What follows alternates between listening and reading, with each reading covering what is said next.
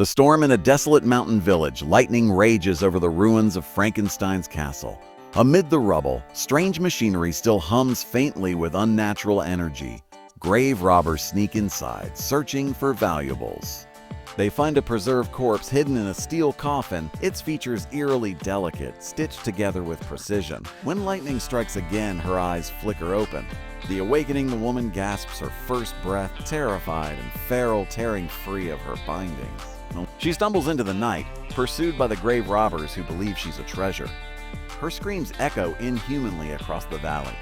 Villagers awaken to the sound, muttering of curses and unfinished experiments. Somewhere a new legend has just been born. The monster's shadow word spreads that Frankenstein's bride has risen.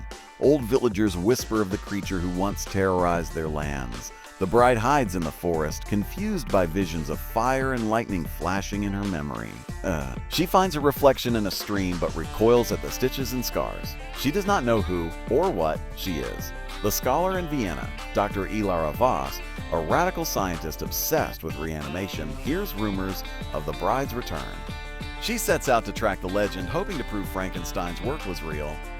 Ilara believes the bride may hold the key to conquering death itself. Meanwhile, the bride is learning to survive, scavenging food, but haunted by the whispers of the dead.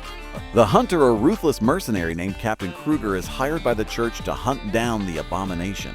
He sees the bride as both a threat and a prize. Villagers arm themselves with torches and crosses, preparing for another purge. The bride hides deeper in the forest, drawn by an instinct she doesn't yet understand. She dreams of a man with scars like hers. The encounter, Ilara finally finds the bride near an abandoned mill. At first, the bride attacks, confused and violent. But Ilara speaks gently, calling her a miracle, not a monster. The bride hesitates, recognizing a strange comfort in her presence. For the first time, she is not hunted. She is wanted. Against her instincts, she follows Ilara. The laboratory reborn Ilara brings the bride to a hidden lab, a modernized echo of Frankenstein's designs. She shows the bride machinery, books, and diagrams of her creation. Slowly, she teaches her language, giving her a name, Isolde. But the bride's dreams grow darker. She sees Frankenstein, the monster, and a violent fire. Her past is fractured, but her future is dangerous.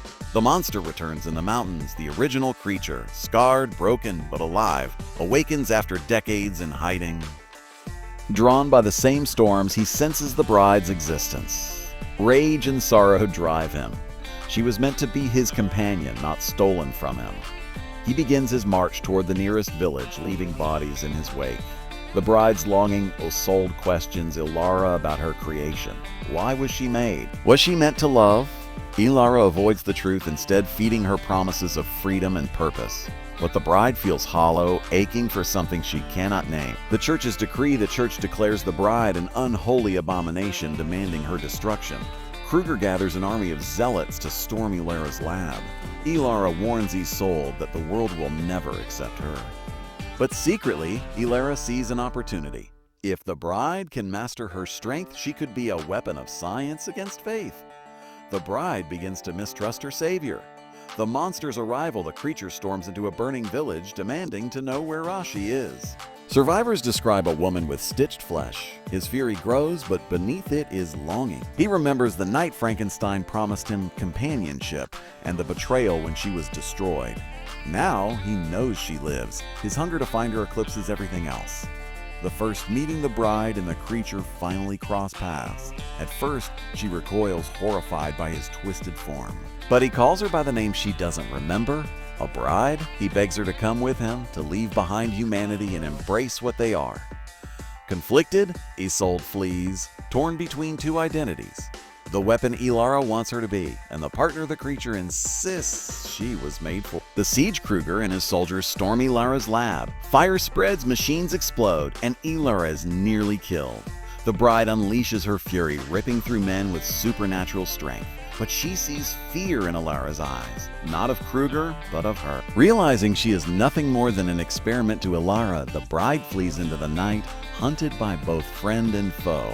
The monster's truth, the creature finds her again and tells her the truth of Frankenstein's sins. Sins She was not made for herself, she was made to serve him. She was meant to be a companion, denied choice from the beginning.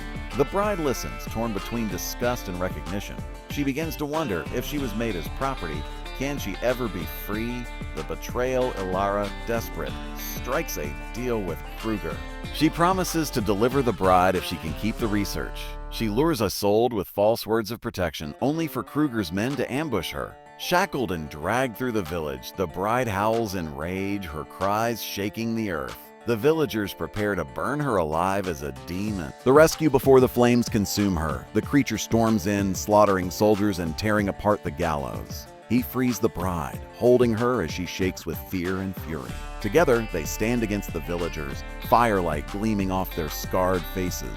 For the first time, the bride does not feel alone. The choice the creature begs her to leave humanity behind and rule with him in the wilderness.